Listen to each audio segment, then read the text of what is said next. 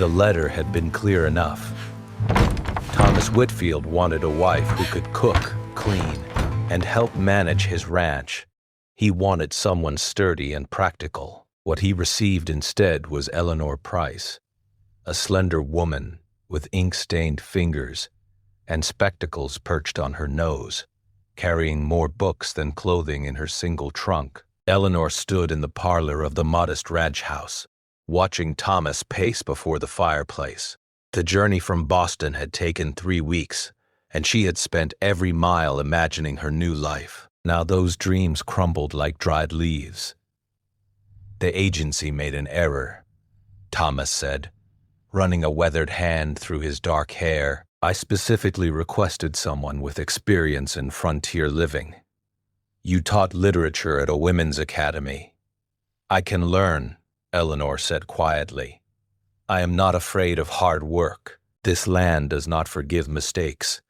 Miss Price, winter comes fast in Montana territory. A woman who cannot preserve food, tend livestock, or manage a homestead would not survive it. Eleanor lifted her chin despite the trembling she felt inside. Then you are rejecting the arrangement. Thomas stopped pacing.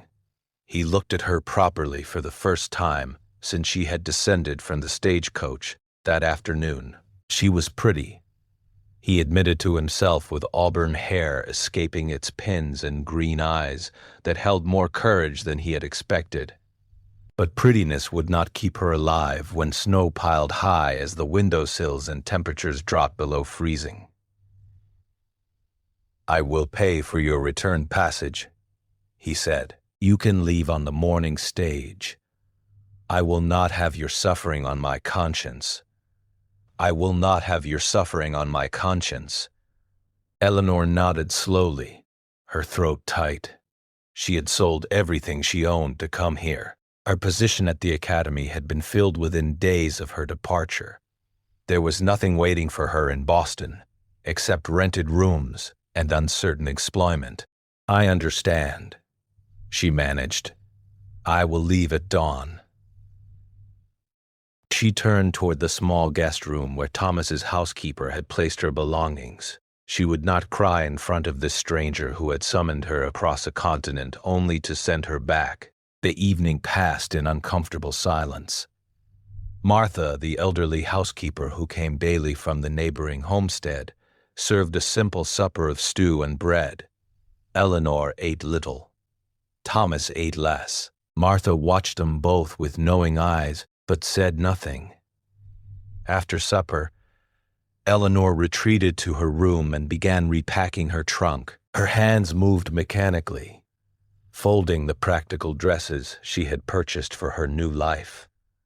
The books she placed carefully, one atop another. These volumes represented everything she valued: poetry, philosophy, adventure tales that had sustained her through lonely years of teaching other people's children while longing for her own home and family. She found the small journal where she had pressed wildflowers during the journey west, columbines from Colorado, prairie roses from Nebraska, each one a promise of the life she had imagined. A knock interrupted her thoughts. Miss Price. Martha's voice came through the door. May I speak with you? Eleanor opened the door to find the older woman holding a cup of tea. Chamomile, Martha said, helps with sleeplessness. Eleanor accepted the cup with genuine gratitude. Thank you. You have been very kind. Martha settled into the room's single chair, while Eleanor sat on the edge of the bed.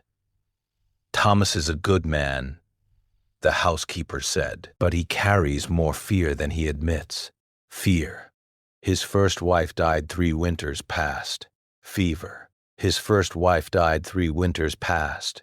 Fever took her during a blizzard when no doctor could reach the ranch.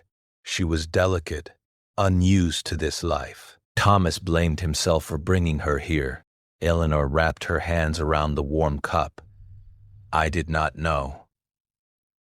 He thought he wanted a practical wife this time, someone who could survive anything. But I have watched him these past 2 years, Miss Price. Survival is not the same as living. After Martha departed, Eleanor lay awake listening to the unfamiliar sounds of the ranch, cattle lowing in distant pastures, wind rustling through cottonwood trees, an owl calling somewhere in the darkness. These sounds felt more like home than any Boston street ever had.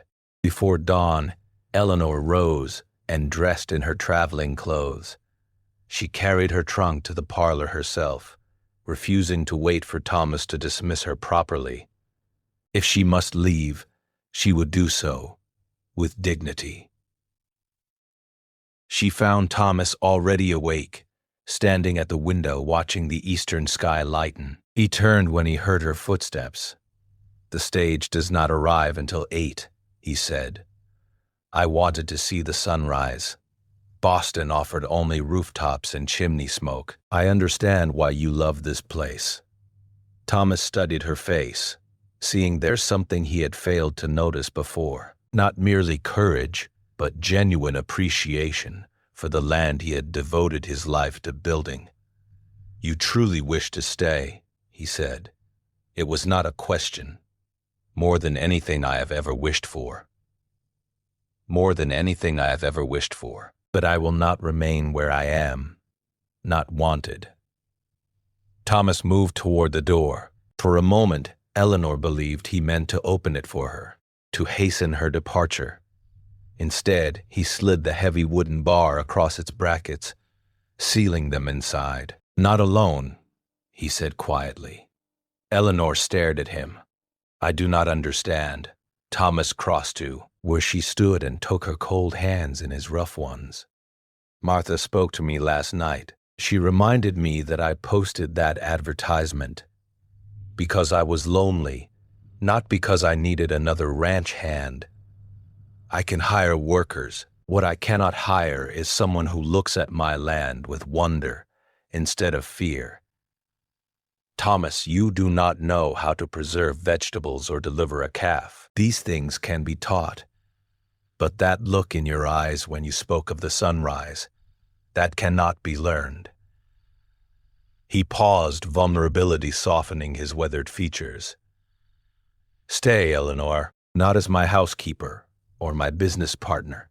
Stay as my wife, as I originally intended. We will learn together." Eleanor felt tears threatening, but these were not tears of rejection. "You barely know me. I know you carried more books than dresses across 2,000 miles. I know you stood in my parlor with your dreams collapsing and still held your head high. I know you rose before dawn to watch the sunrise over land that is not yet yours." He squeezed her hands gently. "I would like very much to know the rest." Outside, the sun crested the distant mountains, painting the Montana sky in shades of gold and rose.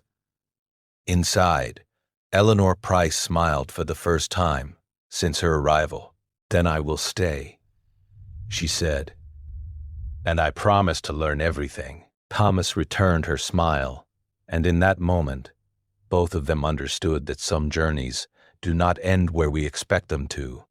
Sometimes they simply begin again, shaped by grace and second chances.